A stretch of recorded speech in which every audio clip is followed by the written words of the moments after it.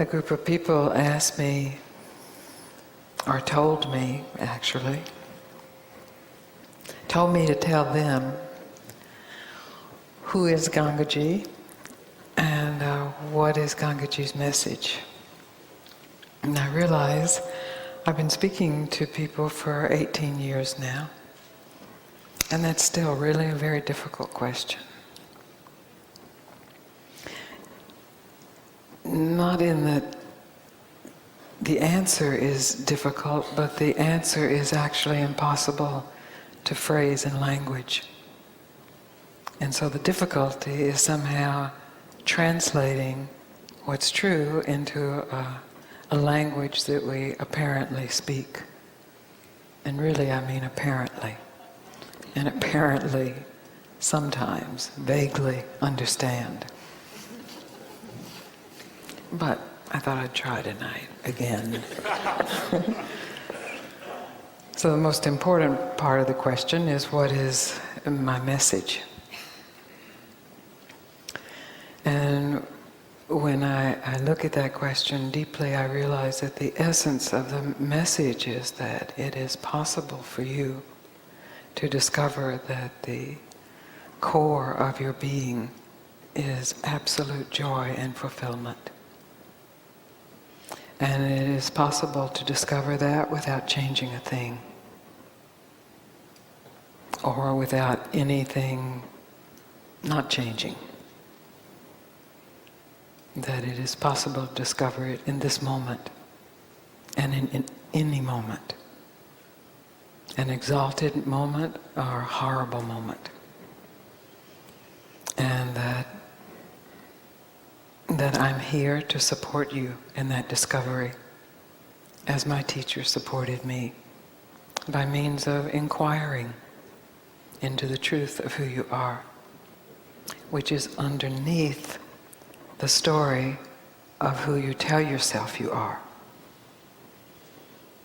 The story of who you are is constantly changing and mutating and regressing and elevating and falling down, and with enough power accumulated gets to be actually, as everyone in this room has experienced to some degree, a pretty good story. But the story will never fulfill you, because it's not the truth of who you are.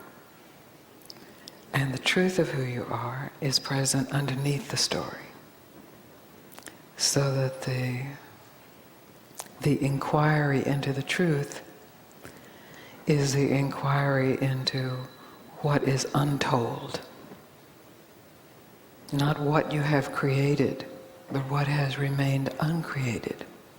What is present here, regardless of creation, regardless of gain or loss. And it's my experience that until that is realized, there's really no way of living this life that goes by your name fully and with meaning and with purpose. No full way. There are ways, and you may be living a life of purpose and meaning, but there is a lack in that. Because the purpose and meaning, if it's just a part of your story, is not infused with the fulfillment and the joy and the peace of what is at the core of who you are. So it's very practical, as well as transcendental. It's actually where the practical and the transcendental meet. Because transcendentally, you are immortal consciousness. And when this form that you have identified with is gone, you remain as immortal consciousness. When your personality is gone, when your memories are gone, when your karma is gone, you remain as life itself. But practically, as this individual form, identified as form, when you discover yourself as the truth of who you are, practically your life is very sweet. and your life is a reflection of meaning and purpose. Maybe without your having any idea of what that is. Most likely as a discovery of what that is. So I'm not speaking of purpose and meaning as some goal that you get to faster when you know who you are, but as the revelation of yourself as inseparable from all of humanity, from all species, from all of all.